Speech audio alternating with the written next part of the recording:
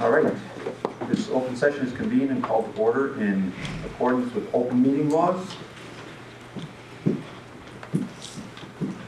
The roll call is being taken electronically.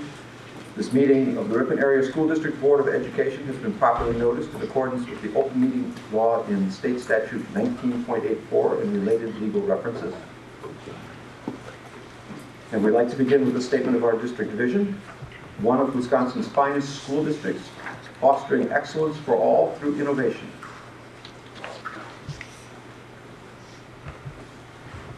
So the first thing we'd like to do is recognize the Noetic math students. Okay, you guys can come right around here. Okay, I'm going to have you go all the way down to the table so that you can see everybody. Okay. Stand right about here. And you're going to just face this way so that the school board members can see all of you. Perfect. Did you fit everybody? This is quite a crowd. I am super excited to have the honor of Mrs. Huser is not able to be here tonight, so I get to introduce you to some of our Noetic math contestants who were recognized on December 20th, actually, by Mrs. Huser for their performance in the Noetic math contest. Every year, we have students in grades 2nd through 6th who participate in the contest. And as part of that contest, they get 45 minutes to solve, remind me again, how many problems? 20 problems. And try to do the best that they can. And then in December, Mrs. Huser was able to recognize them for their accomplishments. So we're going to just go right down the line, and I'm going to ask them to tell you their name, their grade, and then how they performed in the contest. Okay, so can you start for us, honey? You can stand right there and just let the board members know who you are, your grade, and how you did. I'm in 3rd grade and I got in the top 50%. That's awesome. Good job, honey. You can just stand right in line there. Okay, go ahead. I'm in 6th grade and I was a senior. Nice. Nora in 6th grade. You could be just a little louder. We told you they're not scary. They're really nice, actually. I'm Nora, I'm in 6th grade and I was one of the team winners. My name's Kennedy, I'm in 6th grade and I was National Honorable Mention. I'm Andrea, I'm in 6th grade and I was also National Honorable Mention. I'm Elizabeth and I'm in 5th grade and I got team leader. I'm Natalie, I'm in 5th grade and I got National Honorable Mention. I'm Preston, I'm in 4th grade and I also got National Honorable Mention. My name's Addison, I'm in 3rd grade and I got team winner. My name is Amanda, I'm in 3rd grade and I got National Honorable Mention. My name is Bethany, I'm in 3rd grade and I got team winner. I'm Levi, I'm in 3rd grade and I got top 50%. I'm Carter and I'm in 3rd grade and I also got in top 50%. My name is Everett, I'm in 2nd grade and I got the National Honorable Mention. My name is Mackenzie, I'm in 2nd grade and I got National Honorable Mention.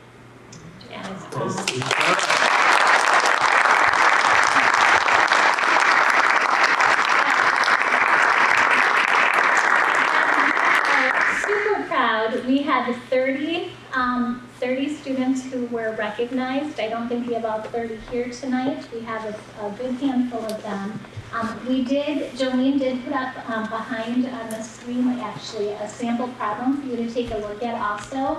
This is a problem that our 2nd grade students had to solve for the contest. And as you can see by looking at the problem at the bottom, not only did the students have to find the missing numbers in this problem, they were also asked to find the solution. And just doing that combination of those things is not an easy task for our 2nd graders to be able to do. So again, we just wanted to show a sampling of one of the problems that they had to do to give you an idea of just how challenging this contest is and how incredibly proud we are of all of you. So congratulations, everybody. You did a great job. Thank you.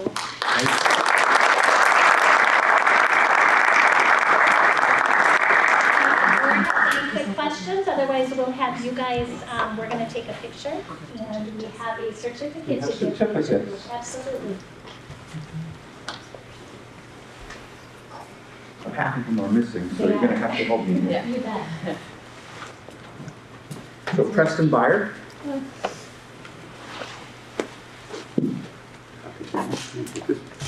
Congratulations, Preston.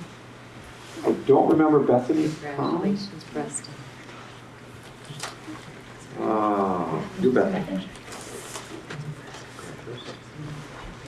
Congratulations. Parker Dalzell. I believe not. Carter DeBoer. Carter. Congratulations, Carter. Congratulations. Well done. Mackenzie, not here. Gabriel Duke, yes, Mackenzie is here. Congratulations, Mackenzie. Congratulations, Mackenzie. You did a good job. Gabriel Duma. There you go. Aubrey Downs. I've given you two. Kennedy.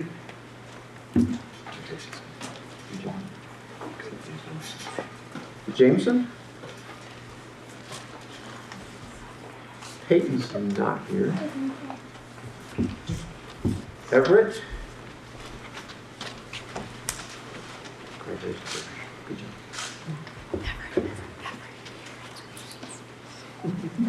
Rose. Amanda.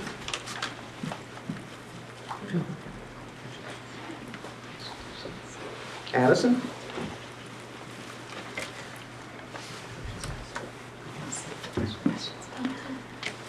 Liam's not here. Levi?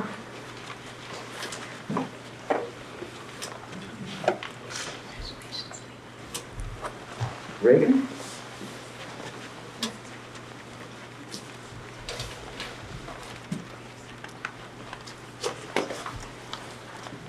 Carrie Norton? Shaylee's not here. Hayden's not here. Andrea Resch?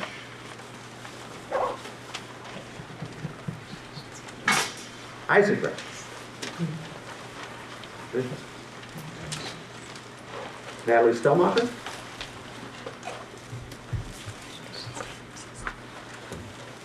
Gavin Filler? Nora? Congratulations. I don't think Calvin's here.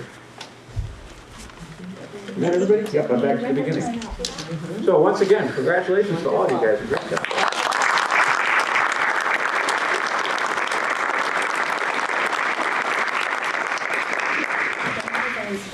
And if you want to head out with your parents, you certainly are welcome to do so. And thank you, moms and dads and family, for all of your support, especially for coming out tonight so that we have a chance to honor your That's children. my library.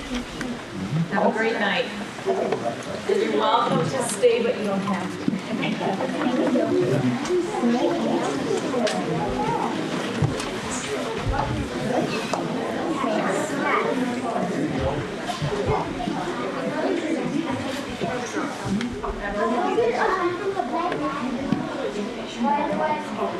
I won't see you all the way.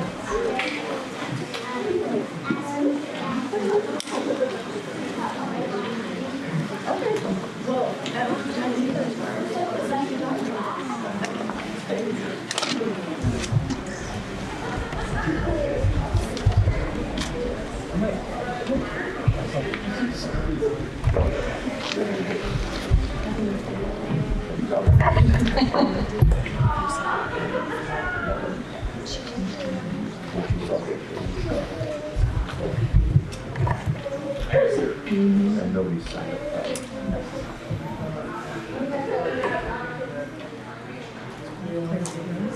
All right, we will move on. There are no written comments and nobody signed up to speak, so we'll move on to adoption of the agenda. Anybody have any objection to the order of the agenda as presented?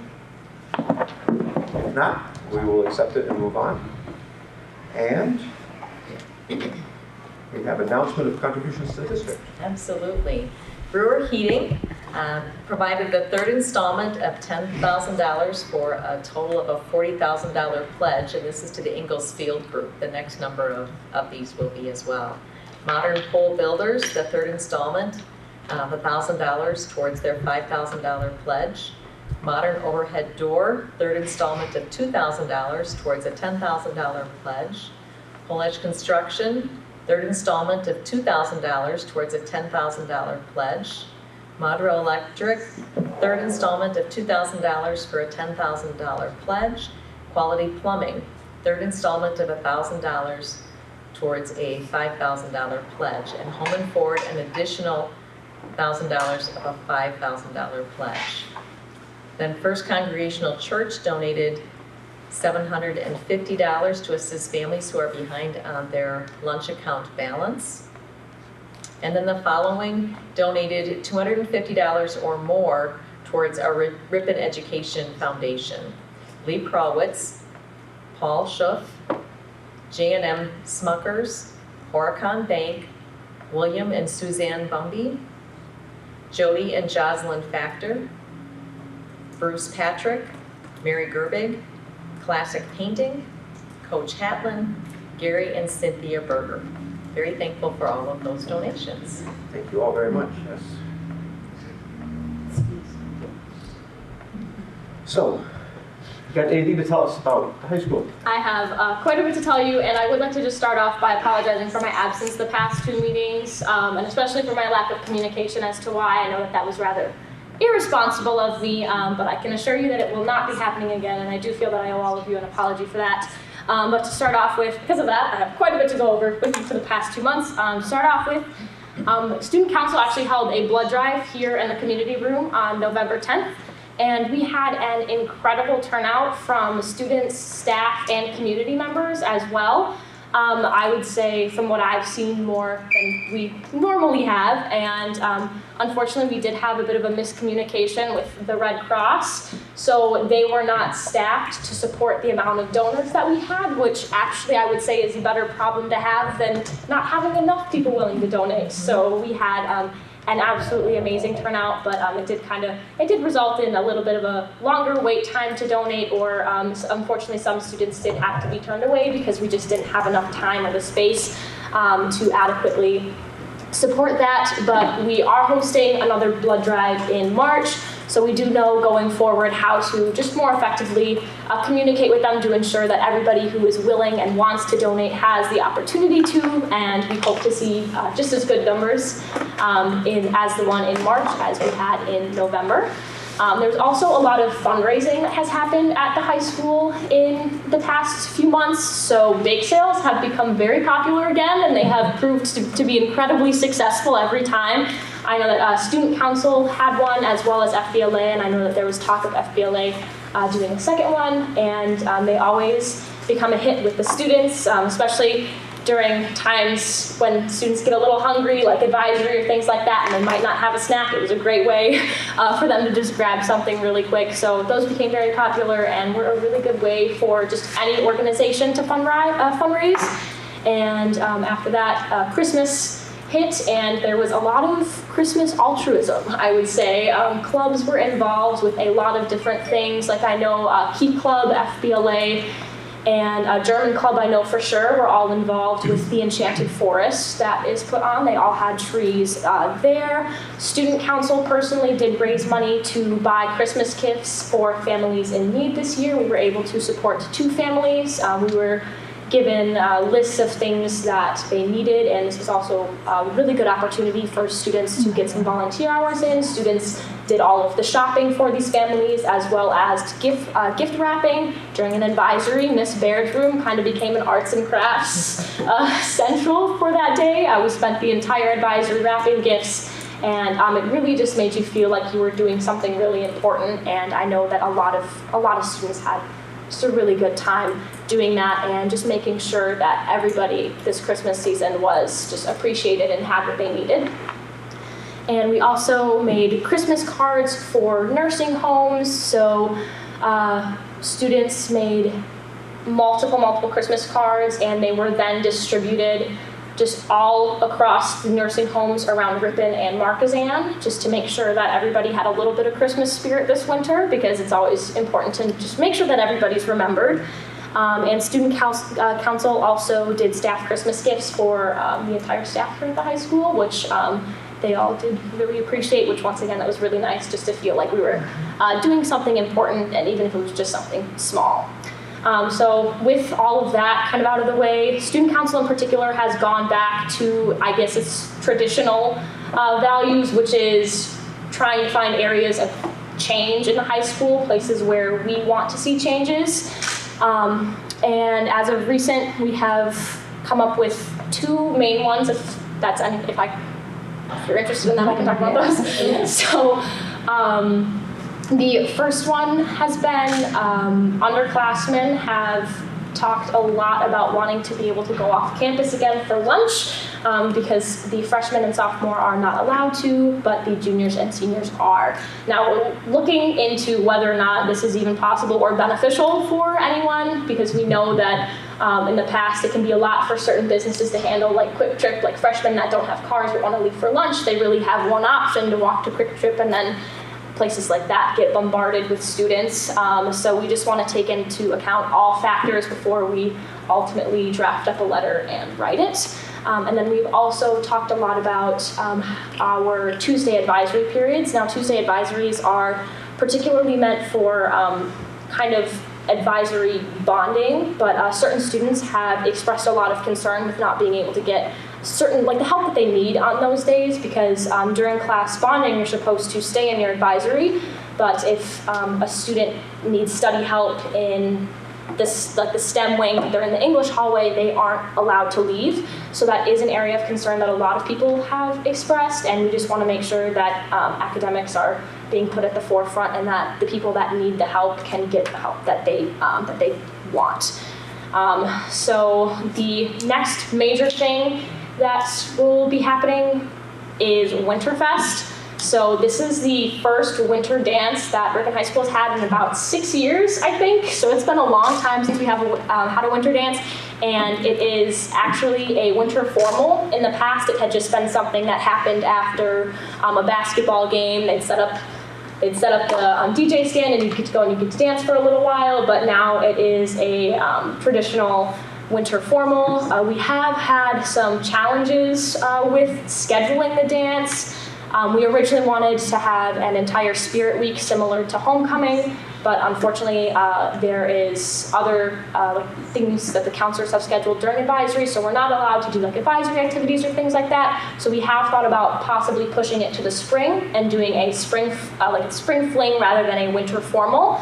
And there's also the possibility of a basketball playoff game being the day of the dance, because it is a Friday.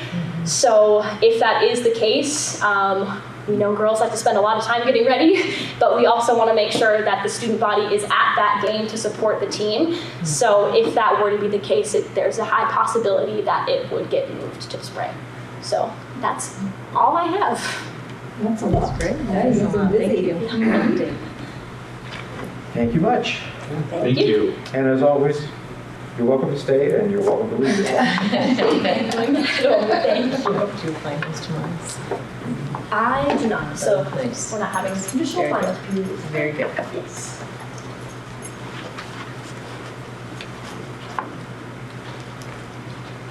All right, new business. First item is to consider approval of utility grounds promotion criteria that we talked about a month ago. Is there a motion to put it on the floor? So Second. All right, cool. Thank you. Any discussion? Any comments or questions from anybody about it? Seeing none, call for a vote.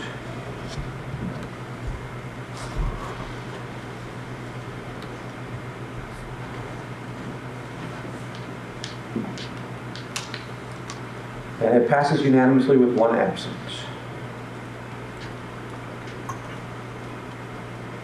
Second item, to consider approval of limits to open enrollment seats for 2023-24 Again, is there a motion to put this on the floor? I move to approve the open enrollment seat numbers as presented. Thank you, Gary. Is there a second? Seconded. So Betsy, thank you.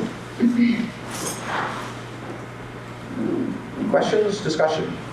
I was impressed by the number of special education seats for each building. Are we at a kind of a peak at this point? It's almost like 10% of our student body. Yeah, no, Becky's not here. I think our average is right around what's typical for districts. It's around 13, is it? 13% It's pretty average, so. is average statewide, and we are just like spot on average with the state. I think maybe certain specialties, maybe higher or lower, but overall, special ed number is consistent with the state. Okay. Anything else? I trust everybody noticed the difference that we changed back to Having some seats open. I'm all for having open seats to get people into the district. It's great. All right, if there's no more discussion, I'll call for the vote.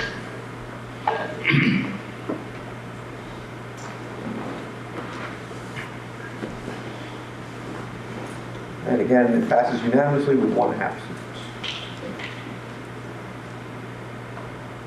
Consent agenda. Is there anyone who would like to remove an item from the consent agenda? You're okay now with the motion? Okay. Anybody else? All right, is there a motion to approve the consent agenda? So moved. Second. You both?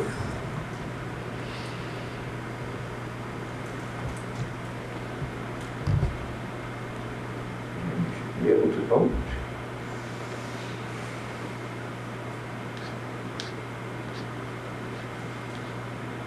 And the consent agenda also passes.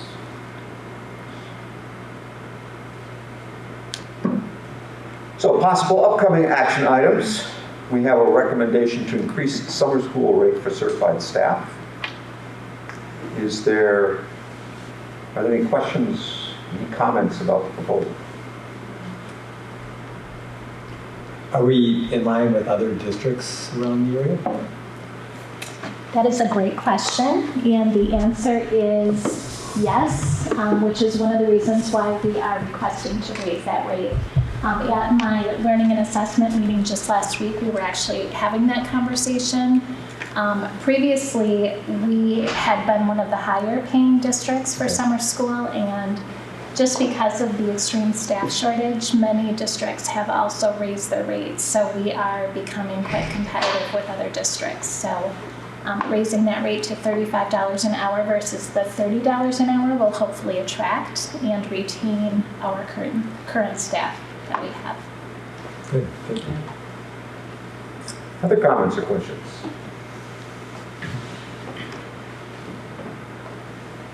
All right, we will see that again next month. Thank you, Chrissy. And we move on to superintendent reports. Yeah, and on legislative updates, just a reminder that this week is our joint education convention in Milwaukee, and there's a number of us that are attending. Nate, and I know you'll be there, Mr. Hatlin, Renee, and Bungie will be there, as well as myself. So we're excited to do that. And Nate, you're taking on the delegate assembly, which is where the school board association actually selects kind of what their canvas of causes will be and the resolutions for the year. So I'm excited to do that. And Tom, you're turning that over after how many years? Glad to feel it. I know that this convention will be laced with, where's Tom? Where's Tom? So thank you for everyone that's attending, and for those of you who have attended in past years, thank you as well for taking that time away from family to join us. All right, we will move on. Curriculum department highlights for January. Any questions, comments, or Chrissy, anything that we should have paid particular attention to that maybe we didn't?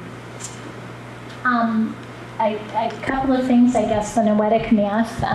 Obviously, we talked about that earlier. We are in the middle of a 4 PS through 5 materials review for our reading materials, and it has been an ongoing process, actually stemming back all the way to an audit that happened in the 21-22 school year.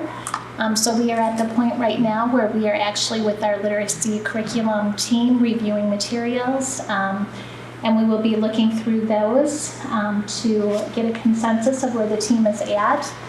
In the month of February and early March, we plan to make some visits to some of the schools that are actually using some of the resources that we're looking at, with the intent of bringing a recommendation to the board, hopefully in March and April, so that we can still purchase and provide those materials for training this summer. So it's been an extensive process, a very, very thorough process. There have been a lot of changes in terms of literacy instruction over the past couple of years, and we just want to make sure that we are doing our due diligence with the whole process. So it's been a great one so far. What grades would this apply to? This would go all the way down to 4 PS. We are looking at some really early literacy materials to support literacy, and then all the way up to 5th grade. Mm-hmm. Still within the balanced literacy Yes. framework, though, Yeah. which is that solid body of research. Mm-hmm. And incorporating some of the more of the science of reading, which focuses more on the foundational pieces of phonics and those types of things. We do currently incorporate some of those pieces in our workshop model of balanced literacy, but we are, through our findings, are learning that we need to incorporate even more. So really looking at those practices. So, and you are doing extensive work with literacy and professional development around literacy. Yeah. So it's really a heavy-hitting topic this year. So thank you for your work. You're welcome. Thank you very much.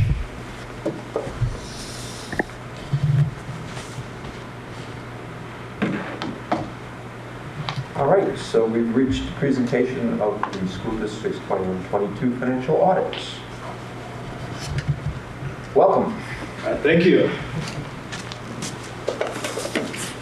All right. My name is David Minch. I'm one of the partners at Kerber Rose. Second year working on the audit for the school district. I'm delighted to be here to go over the audit and the highlights tonight. For starters, does anybody have any questions on the financial statements? All right. So tonight we'll just kind of go through kind of the high points on the audit and the various reports that we issued. But you've got two documents in front of you. One is the bound set of financial statements, and the stapled one is the management communication letter that we issue at the conclusion of our audit. So we'll start by going through the financial statements first. The first page we'll look at is page 1. This is the independent auditor's report. Essentially, this is why the district has an audit done, and that is to receive an opinion on your financial statements. Our opinion starts on the second paragraph there. It states, in our opinion, the financial statements referred to above present fairly in all material respects the respective financial position of the governmental activities, each major fund, and the aggregate remaining fund information presented in these financial statements.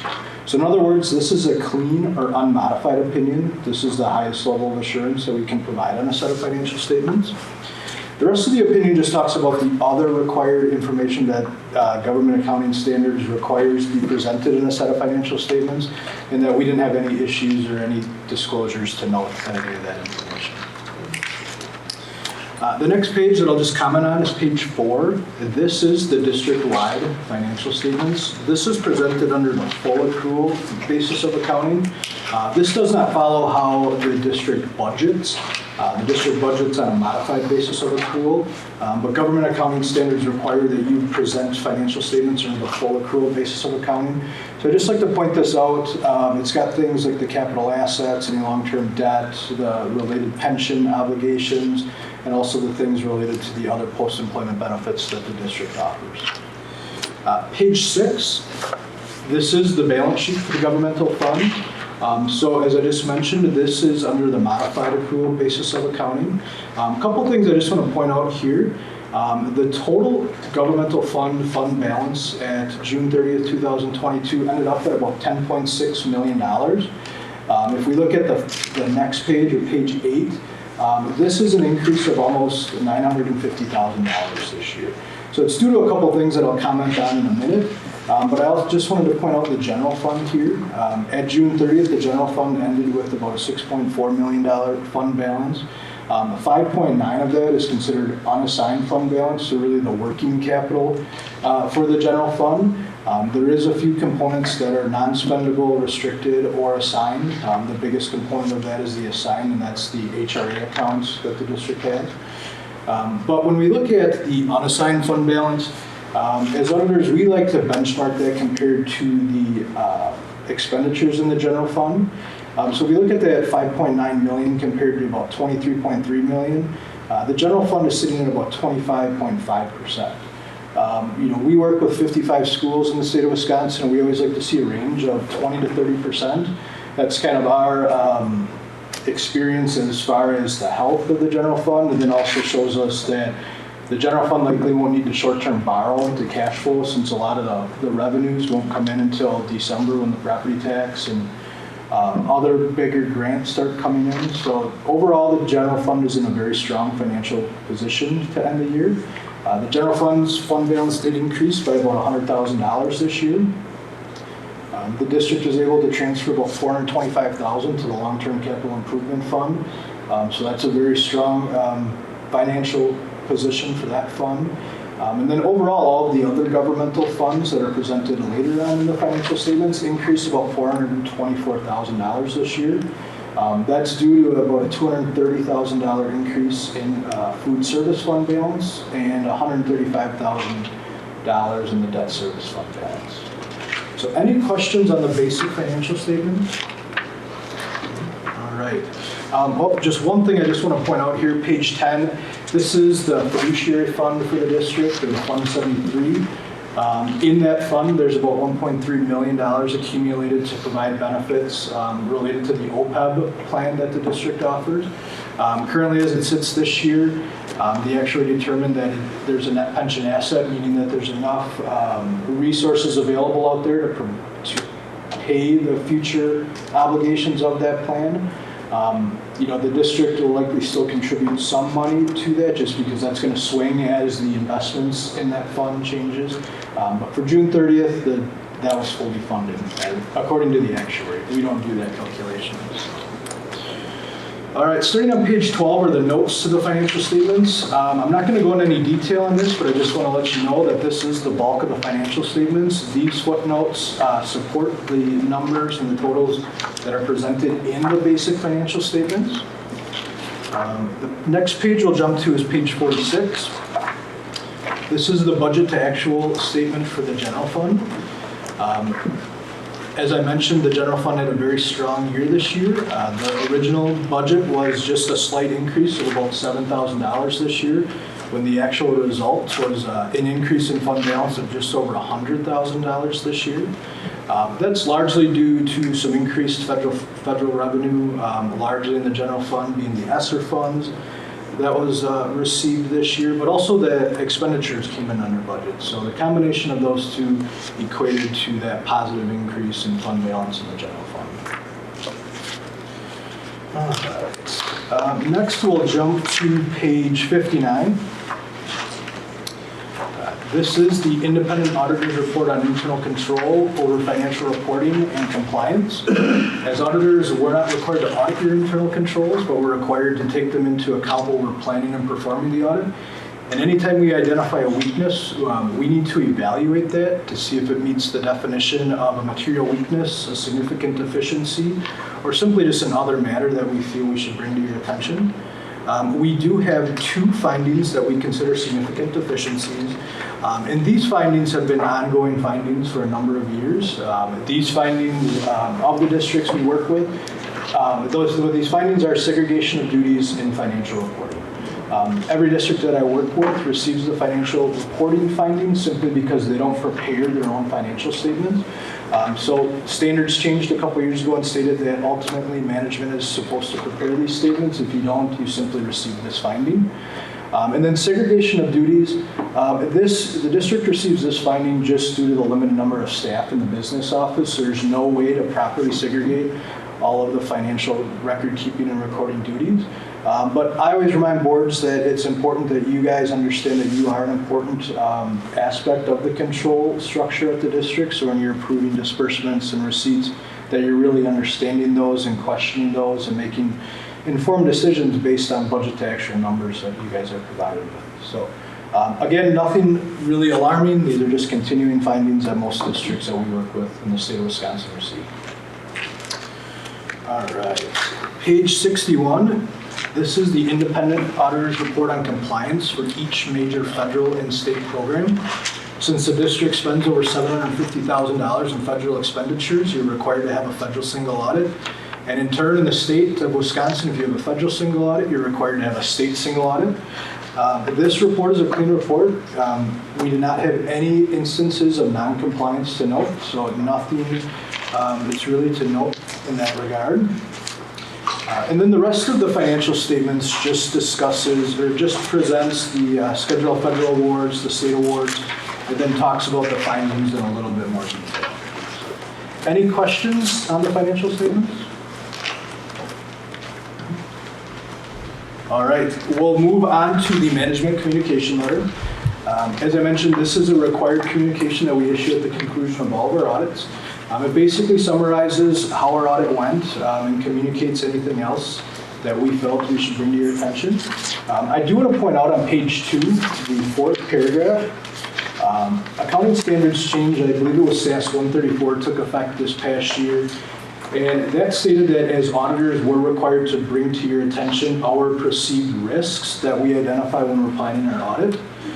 So this simply states that we identified management override of controls, improper recognition of capital assets, improper revenue recognition, lack of segregation of duties, misuse of credit cards, misappropriation of student activity funds, and material journal entries as significant risks. This does not mean that we identified any of this during our audit. This is simply bringing to your attention that these are the perceived risks that we identified.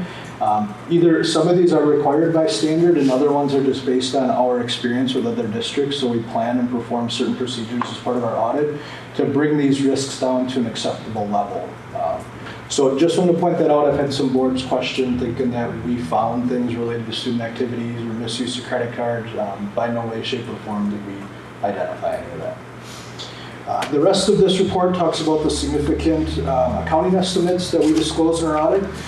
It states that we did not have any difficulties encountered in performing our audit.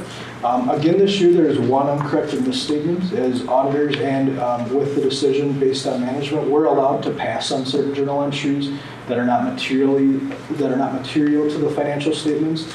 There's just one again this year related to the IBNR, related to the dental insurance. Given that the district's going to self-insurance for the health insurance now, we'll work with Jonah to make sure that we can implement this as part of the year-end close process, both for dental and the health insurance. So there'll be a couple new things to work through in regards to that, but we'll work closely with Jonah and Jen to get that all taken care of with the financial reporting. Otherwise, this just talks about the findings again and then goes through some of the fund balance items that we've already discussed tonight. So any questions on either of these two documents? All right, great. Well, thank you guys for having me. Have a great evening. Thank you. Thank you. Huge thank you to Jonah and your team, especially Jen Birch, who works with you as our accountant, making sure that everything is done well. You represent us well. Karen Hankey and Sally Allred, they all have a big part in helping us accurate and correct record keeping. It's one of the things that happens in July that's quite stressful when everyone thinks we're off, just like the kids. Yeah. Thank you. All right, we'll move on to general fund interim budget report. Any questions or comments for Jonah?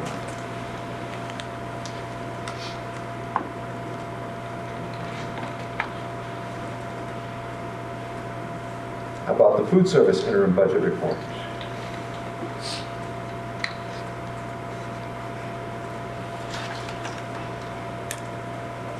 You're letting him off easy. How about the annual Inglesfield update? I guess I had a question. You have a good account of the dollars that are expected to come in. And I was wondering, it's kind of it seems like a general description of what the plans are for spending that money. And I was wondering, are there concrete plans?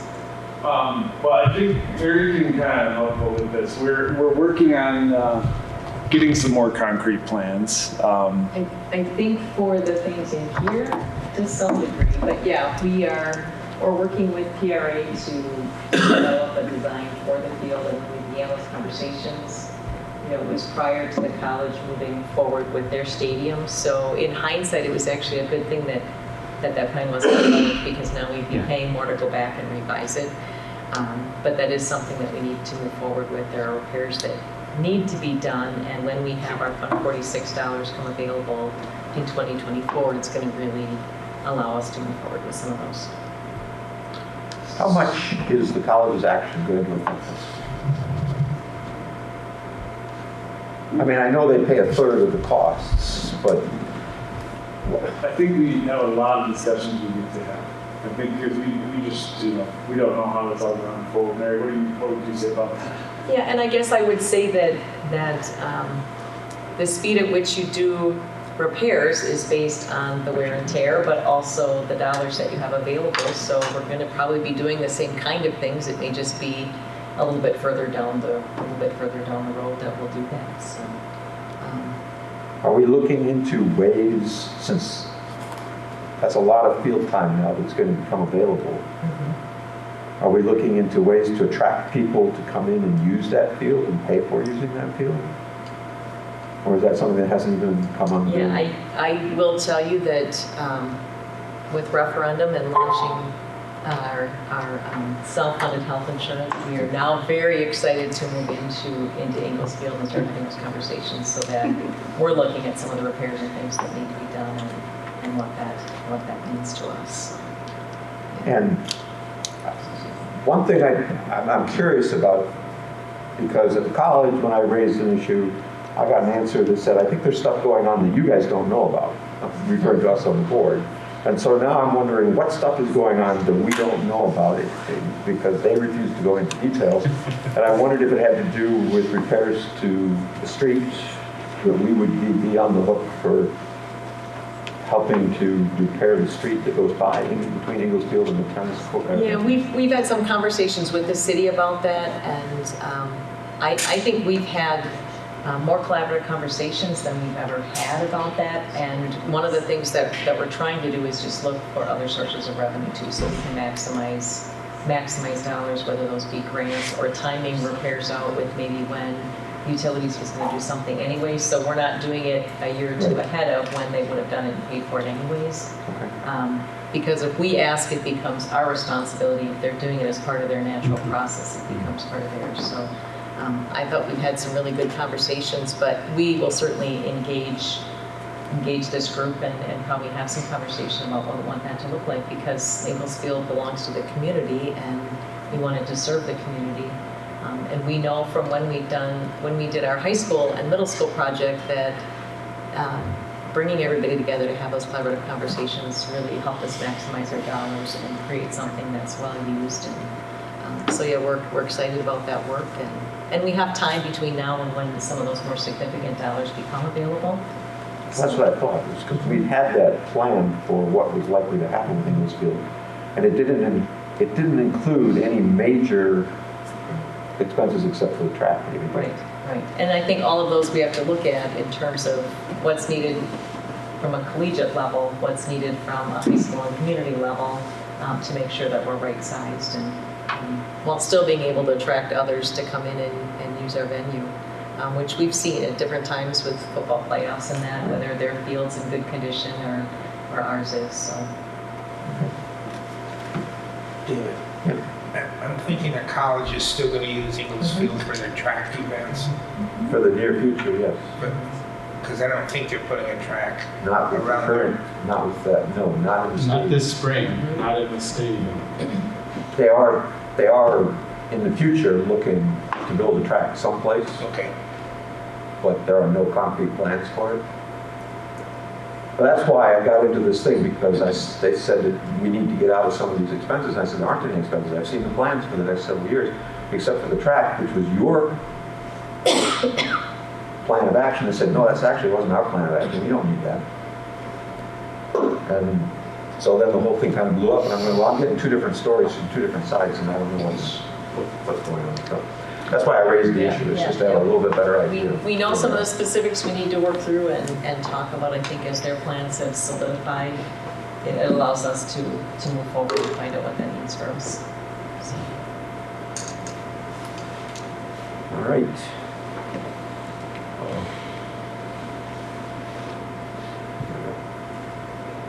Moving on. We have the school operations reports. Any comments anyone would like to make about any of the school reports?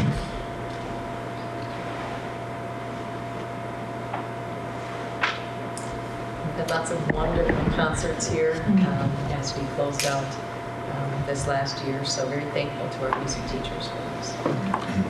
I appreciated all the reports. I am particularly impressed with the level of detail on the Odyssey report.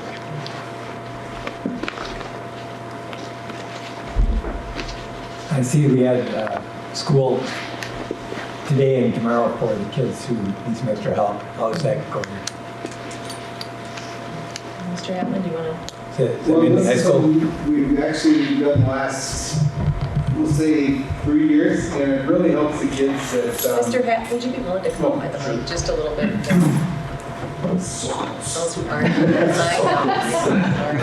I don't need to do that much more. We kind of started this when COVID started, and what it does is the kids that need extra help, so anybody can come in the next 2 days to raise their grade. So if they want to go from a B+ to a A-, and the way I phrase it, we want them to elevate their learning to hopefully, which will elevate their grades. We just don't want people to grade chase, so to speak. And then certainly the students that are struggling, the students that are getting lower grades, the goal is, in my mind, is to get a C- or above. And, because that's average. And we want all our kids to achieve or try to get to that. And any student that is not receiving those grades should come in the next 2 days and, again, try to elevate their learning, try to elevate their skills to hopefully then elevate their grades. And when we've done this the last few years, it's worked out tremendous. It really has, especially for the kids that are struggling a little bit more, need a little bit extra help, need that little bit of, I guess, push or pull or both.